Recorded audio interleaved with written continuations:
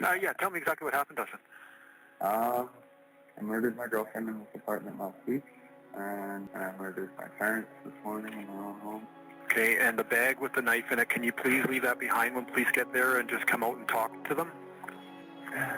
Yeah, could somebody take me upstairs so I can say goodbye? Okay. And you'll only have your phone and smokes? And my bottle. This is an excerpt from a harrowing phone call in the early morning hours of July 31st, 2018. And in this call, 25-year-old Dustin Duthie had finally let go of a dark and twisted secret he had kept hidden for the last 5 days. What followed was a complicated investigation that mentally and emotionally scarred several investigators on the case, and it would take 2 long years to conclude all evidence found at the crime scene. But what happened to those close to Dustin? What were the psychological and aggravating factors behind his actions? And how did this grisly story unfold? Welcome back to Coffeehouse Crime, folks. My name is Adrian, and today we're looking at the case of Dustin Duthie. By the way, and just to let you know, that I post true crime and strange cases here weekly, so if that is your sort of thing, please consider subscribing to the channel. Please hang out to the end of the video for a few special updates and just a general catch-up.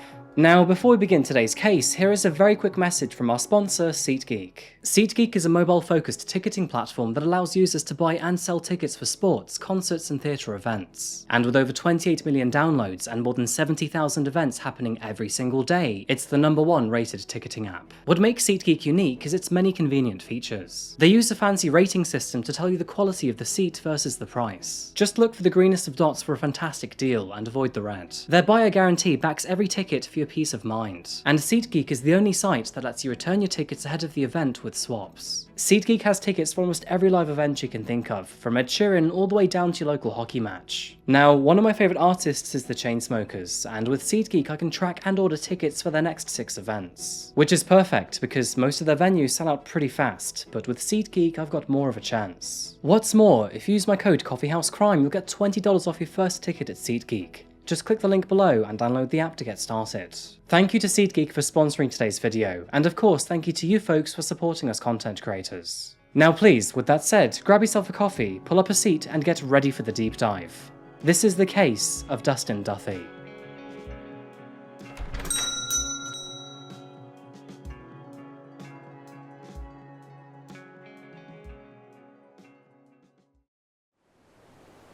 Allow me 5 words, and I'll give you 1 guess where our story takes place today.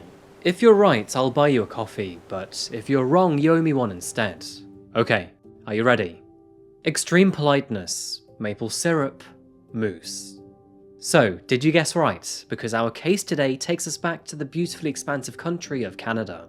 If you can stomach their freezing temperatures in the winter, Canada will reward you with breathtaking sights that are otherwise hard to find. Now, I could sit here and talk about its nature again, but I'm mainly in the mood for coffee today. So let's talk about the country's symbiotic relationship with it instead. Did you know that Canada's coffee industry is so big that it's worth $18 billion per year? And that's because the country is absolutely obsessed with it, with around 300 million kilograms of coffee beans being used in the first 10 months of 2022 alone. With its cold and subarctic climate type, it is no surprise that Canada imports the vast majority of coffee it consumes, most of which come from Colombia or Brazil.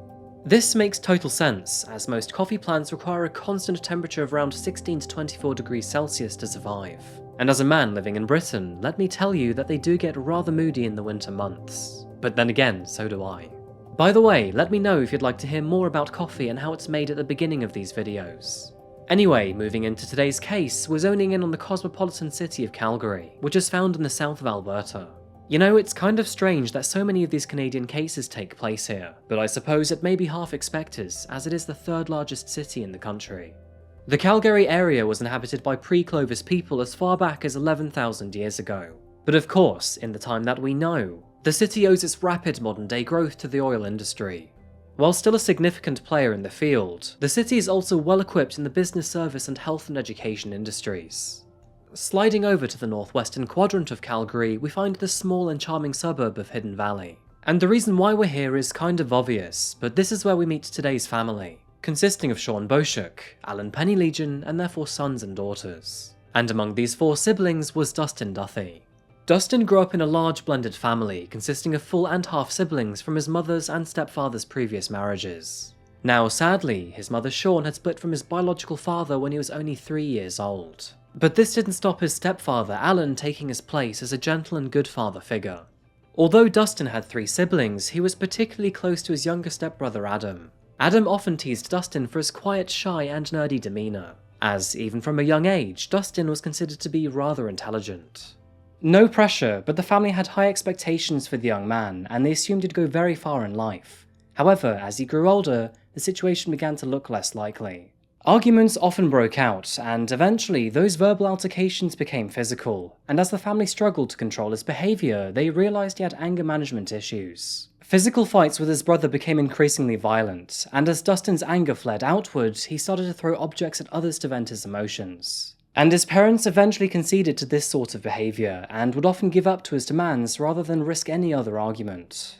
And sadly, over time, Dustin was able to manipulate his entire family over these sorts of emotional storms, especially his mother, who often gave in to his demands. Tragically, this manipulative, violent, and delinquent behaviour carried on throughout most of his teenage years, and eventually, not being taught any gentle discipline, Dustin found himself on the wrong side of the law.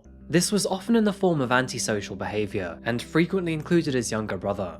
At the age of 16 years old, Dustin found himself in handcuffs for the first time, after he and a group of friends broke into the school and vandalised their vice principal's office, before then using a stolen golf club to smash the vending machines and take all of its contents. But this first run-in with the law didn't seem to faze him, as young D discovered a newfound love for violence. And to add to this, he even assumed that people admired him for being in handcuffs.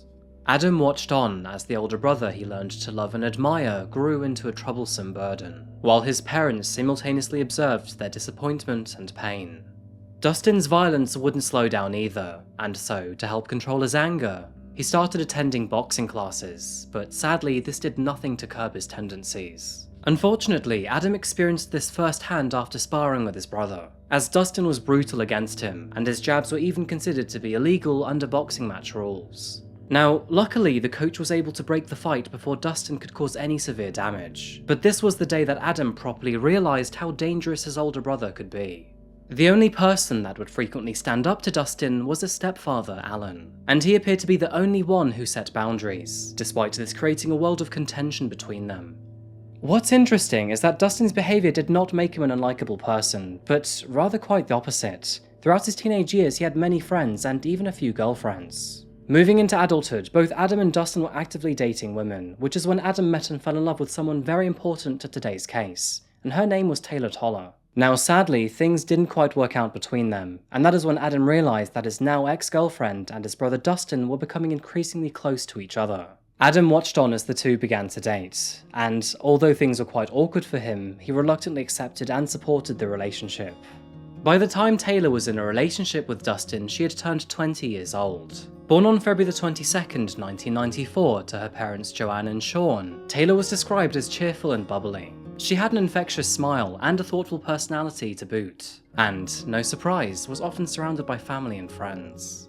After graduating from high school, Taylor took some time out to let loose and enjoy herself before any serious work. But once that was out of her system, she was ready to join the hospitality industry. Her warm and caring personality made her perfect for this kind of work, but eventually, Taylor decided that her passion was in childcare. It was noted that children seemed to naturally gravitate towards her, likely due to her gentle facade. But Dustin, who had quite the opposite personality, had a very negative impact on her otherwise comfortable life. They had a tense and turbulent relationship, and friends of Taylor reported that the two incessantly argued. But Taylor couldn't seem to find herself able to leave him. Perhaps she thought that eventually he would change, or maybe she could help him become a better person. The messy relationship dragged on for multiple years, and as Dustin's anger management worsened throughout his 20s, so did his respect for their relationship. To add to this, arguments with his family were becoming increasingly violent, and on 2 separate occasions he punched both his brother Adam and his father Alan. Although there are inherent behavioural factors to consider here, there are also external aggravating factors too. Dustin had started hitting the gym, and in his hardest moments would go up to 10 times per week. Now, going 10 times per week is overkill to say the least, but following a healthy diet and some good old protein, he would be able to get massive in no time. But unfortunately, despite his already fragile state of self-control and anger management, he decided to take steroids to cut some corners. And, as you know, a typical side effect is roid rage. Those around Dustin tried to convince him to get away from steroids, and furthermore, they begged him to seek professional help. But unfortunately, their words would fall on deaf ears. Over the following weeks and months, Dustin's anger issues rocketed, coming to an all-time peak when, one day, while working on his car in his parents' driveway, Dustin tried to beat his father Alan with a metal pole. And this is when the threats began too. It wasn't unusual for arguments to happen around the dinner table, but one night Dustin's behaviour became so bad that Alan asked him to leave. And on the way out, when he faced the rest of his family, he said, "You'll get what's coming to you," before then storming out of the property. Now, the family were already familiar with Dustin acting out like this. His mild violence, poor decision-making skills, and toddler-like behaviour were all part of the weekly package. But at the time, no one believed he was actually capable of carrying out any of his threats. However, sadly, this, along with several years of unchecked behaviour and lack of intervention, would have seriously grave consequences in the not-so-distant future, and it would all come to a haunting realisation in the summer of 2018.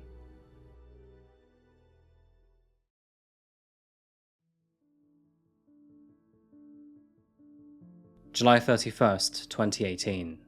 It was a Tuesday, and although the day started like any other for Adam, things were about to change very quickly. Call him a man of good taste, but Adam wanted to start the day off with coffee. And since he hadn't heard from Dustin recently, he thought it would be nice to catch up over one. There were several things to talk about too. No one had heard from Taylor for a few days, and both the Toller and Duthie families were becoming concerned. Adam made several calls to Dustin's mobile phone, but all attempts went straight through to voicemail. His brother wasn't answering, no matter how many times he tried. But that was when, all of a sudden, Adam's phone rang. Picking the phone up, he expected to hear his brother on the other end of the line. However, instead came the voice of a man claiming to be a police officer. They asked him if they could meet him at his home over a very urgent matter, in which Adam agreed. But when he asked what the issue was all about, the officer told him it could not be discussed over the phone, so Adam sat tight. And shortly after police officers arrived, they revealed a very haunting story. One that would change Adam's life forever. Yeah, tell me exactly what happened, Dustin. I murdered my girlfriend in this apartment last week, and I murdered my parents this morning. And that is where I'm going to end it. And what was the last part? And I murdered my parents this morning in their own home. Any weapons involved or mentioned there? I do have a weapon on me. What do you have on you? A knife. Any other weapons? That is all. And I got a bottle of whiskey, but I sold it. And are you and everyone else safe right now? Everyone else is safe, yep. Where did this happen this morning? This morning, it happened at 10130 Hidden Valley Drive, Northwest. At your parents' home? Yes. Are you in a unit number at this 2000 Apple Village Court? Well, no, I mean, I'd like to be able to get up to 307, but I can't get through the second door. So. And where exactly are you standing right now? I'm sitting in the middle of the two doors in the back. 2 doors at the back of the building? Yeah, in my father's vehicle, one of my dogs is in the car. He's going to hit him. Good boy. And you say you have a knife on you? Mm-hmm. Is the knife in your hands or your pocket? No, it's in my bag. It's beside me. Okay, can I talk you into just leaving the bag away from you? Well, Okay, and what color hair? well, it was brown until I fucking shaved it off this morning, so. Okay, and have you been drinking today? Other than a couple of shots that I just had, no. Where's your girlfriend right now, up in 307? I don't know. You're trying to go and see her? I am. Okay. Dustin's phone call to the police may have been honest, but they were very chilling as well, to say the least. In a very frank and open manner, he had admitted to murdering his girlfriend and his parents. And rushing to the properties of Apple Village and Hidden Valley Drive, authorities were not met with any welcome surprises either. Located inside her apartment in Apple Village was the body of Taylor Toller, and across Alberta and Dustin's home in Hidden Valley Drive were the bodies of his mother and stepfather. After waiting for authorities to arrive, Dustin was arrested immediately outside of Taylor's apartment and made no effort to resist arrest. But even though he had turned himself in, there was nothing that could be done to bring back Taylor, his mother, or his stepfather, And so, as the investigation continued, the big question now was, why did he do it? Forensics and a confession concluded that Taylor was killed on April 26th, which was 5 days before he killed his mother and stepfather. She was found tucked in her bed in a pool of her own dried blood. Dustin confessed that the pair had been arguing most of the night, and at around 3 AM, he found himself with a hand around his girlfriend's neck. Taylor was likely paralysed by this event, but the actual cause of her death appeared to be a deep laceration to the throat. And after she passed away, Dustin pulled the duvet over her as if she were tucked in bed. 2 hours after her murder, and at around 5 AM, Dustin then left the apartment. He then returned to his parents' home in Hidden Valley Drive, and tried to ignore the horrific actions he had just committed. Surprisingly, he managed to carry on as if nothing had happened for the next 4 days. But then, out of the blue, his parents received a phone call from Taylor's parents. Since Taylor had always kept in touch with the family, they found it extremely odd that she had suddenly become silent, which was very unusual for her. And the call concerned Dustin's parents quite greatly too. Taylor had been in their lives more than 5 years now, and with a small but active search going on, how could they not join in on the operation? While Shawn began to search for Taylor, Dustin was routinely questioned by his parents. But he denied knowing anything about her disappearance, and instead claimed that he had last heard from her about 3 days prior. However, with his parents snooping around and getting very close to his horrific actions, Dustin realised that the net was rapidly closing in around him. Desperation was kicking in, and Dustin concluded that the only way he could stop them from solving Taylor's disappearance was to make them disappear too. As Dustin's contemplation grew, he found himself in the kitchen with his mum, who was sitting at the dining table while she sorted through some paperwork. And at that very moment, he once again found himself unable to rationalise his actions. Detectives investigating the crime scene found that Shawn Boschuk had been stabbed 6 times, before her body had been dragged across the kitchen floor in an attempt to be hidden. Her husband, Alan Pennylegion, was also stabbed a total of 8 times. Both bodies had been placed under a plastic tarpaulin, with the crime scene scantily cleaned around them. Moving to the family bathroom, officers were surprised to find a pile of hair. It was later concluded that Dustin had shaved his head, likely in an effort to change his appearance should he ever go on the run. But Dustin didn't get very far. He had taken his father's car back to Taylor's apartment, but once there, he realised that he'd forgotten the key fob and was therefore unable to get past the inner door. So instead, Dustin cracked open a bottle of whiskey, had a few cigarettes, and weighed up his options. And with nowhere to go, no way of disposing the bodies, and no idea how to cover his tracks, he therefore decided to call 911 instead. To be quite honest, I'm not exactly sure. I don't know why I did it. What I did. And what did you do? I killed both of my parents. Can you tell me what happened there? Not over the phone. So what happened there this morning? I stabbed both of my parents to death. Okay, I want you to keep me on the line, and when police come by, I want you to not have anything in your hands, okay? Well, I'm going to have my bottle on me and my smoke. That's it. Okay, and the bag with the knife in it, can you please leave that behind when police get there and just come out and talk to them? Yeah. Can somebody take me upstairs so I can say goodbye? Okay. And you'll only have your phone and smokes? And my bottle. Yeah, please don't walk out with that, because they will want to, help you and help maybe get you Nobody up there. can help me. Not even fucking God himself. Okay, now let me know when you see the officers there, okay? We'll have you come out the door with nothing in your hands if you can. Let me know when you're going out, though, please. Already outside. And you're still at the back? Mm-hmm. Okay.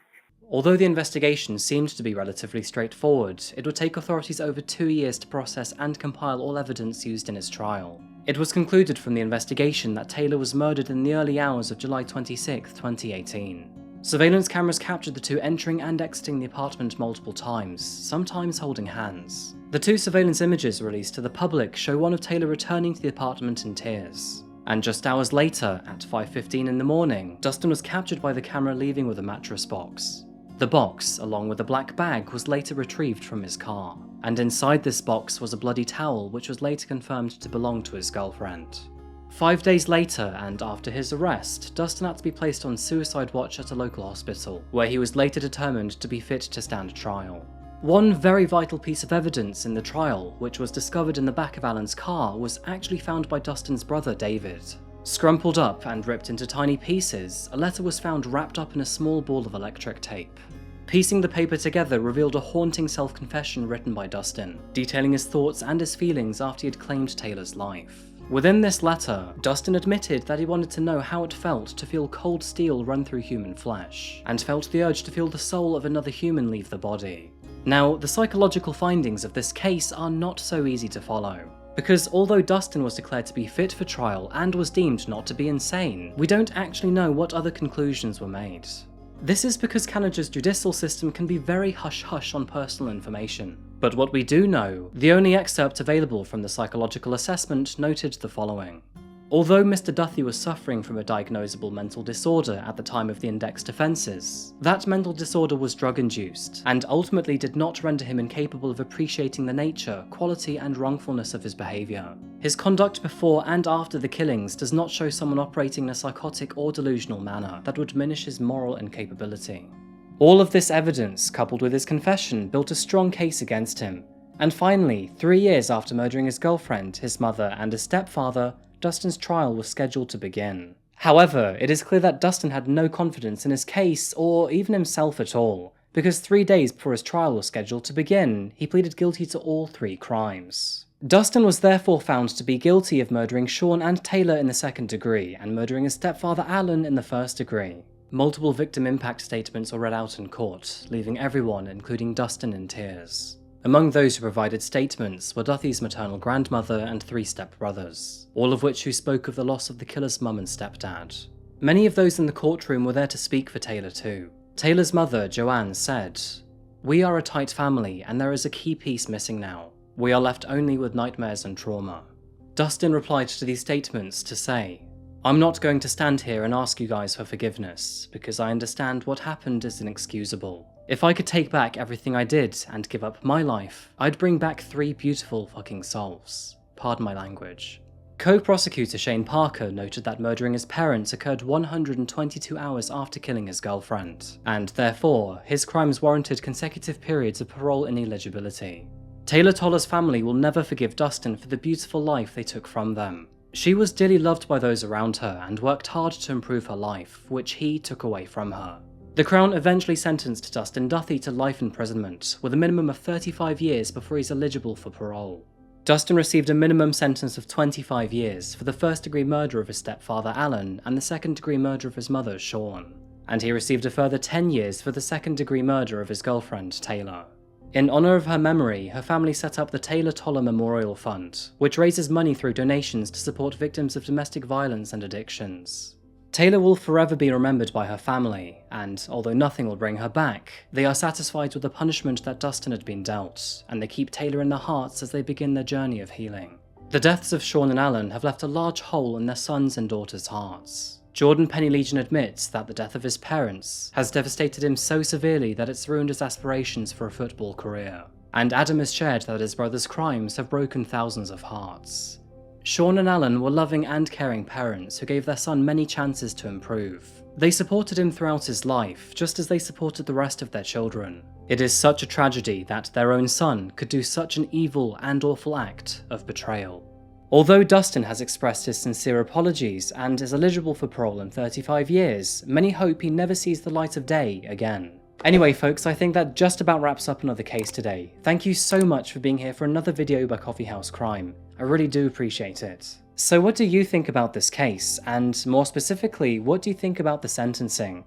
Do you think 35 years is enough for 3 murders? With this video being the last one of 2022, both I and Nero wanted to say happy holidays and a happy new year, and we've got many more videos coming to you in the future. But seriously folks, thank you so much for supporting the channel. 2022 has been a big year for Coffeehouse Crime, and let's see what we can do in the next one. Not to spoil or tease, but I've got many great videos coming in the next month or 2, so you better buckle up.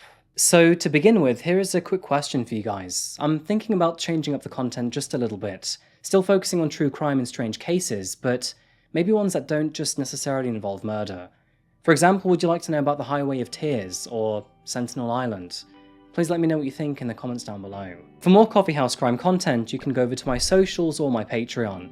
My socials are pretty much just me and Nero, so if you want to see more of that, I guess go over there. My Patreon I'm still trying to figure out, but I'd like to do a Q&A exclusive there soon. So if you'd like to be part of my Q&A exclusive on Patreon, please head on over there and support me.